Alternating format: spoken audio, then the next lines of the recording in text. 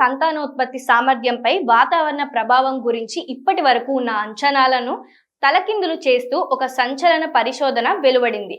వేసవి వేడికి శుక్ర కణాల నాణ్యత దెబ్బతింటుందని చాలా మంది భావిస్తారు. కానీ అంతర్జాతీయ శాస్త్రవేత్తల బృందం చేపట్టిన తాజా అధ్యయనం ప్రకారం వేసవిలోనే పురుషుల శుక్ర కణాలు అత్యంత చురుగ్గా ఉంటాయని తేలింది. సంతానోత్పత్తి కోసం ఎదురు చూస్తున్న దంపతులకు కొత్త ఆశలు చిగురింపజేస్తున్నాయి. శుక్ర కణాలు సమర్థవంతంగా కదిలే సామర్థ్యం జూన్, జూలై నెలల్లో అత్యధికంగా ఉన్నట్లు గుర్తించారు. అదే సమయంలో డిసెంబర్, జనవరి నెలల్లో ఈ చలనశీలత అత్యల్ప స్థాయికి పడిపోవడం శాస్త్రవేత్తలను ఆశ్చర్యపరిచింది. ఫ్లోరిడా వంటి వెచ్చని ప్రాంతాల్లో కూడా వేసవిలోనే నాణ్యత ఎక్కువగా ఉండటం గమనార్హం.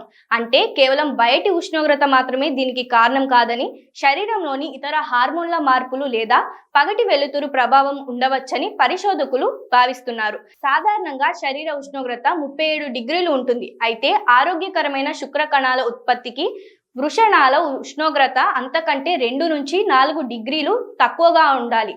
ఈ ఉష్ణోగ్రతలో మార్పులు వస్తే కణాల వేగంగా ప్రభావం పడుతుంది. అయితే ఈ కొత్త అధ్యయనం ప్రకారం వేసవి వేడిని తట్టుకొని కూడా శుక్ర కణాలు మెరుగ్గా పనిచేస్తున్నాయని తేలింది. ఈ పరిశోధనల ఫలితాలు సంతానోత్పత్తి చికిత్సలో కీలక మార్పులకు దారితీయవచ్చు. గర్భం కోరుకుంటున్న వారు లేదా IVF వంటి చికిత్సలు తీసుకునేవారు కాలాలకు అనుగుణంగా తమ ప్లాన్ను సిద్ధం చేసుకోవచ్చు. వీర్య పరీక్షలు చేసేటప్పుడు లేదా చికిత్స అందించేటప్పుడు కాలానుగుణ వైవిధ్యాన్ని దృష్టిలో ఉంచుకోవడం వల్ల మెరుగైన ఫలితాలు వచ్చే అవకాశం ఉంది. వేసవిలో వేడి వల్ల సంతానోత్పత్తి తగ్గుతుందనే ఆందోళన చెందాల్సిన పనిలేదని, వాస్తవానికి ఆ సమయంలోనే కణాలు మరింత చురుగ్గా ఉంటాయని ఈ అధ్యయనం భరోసా ఇస్తోంది.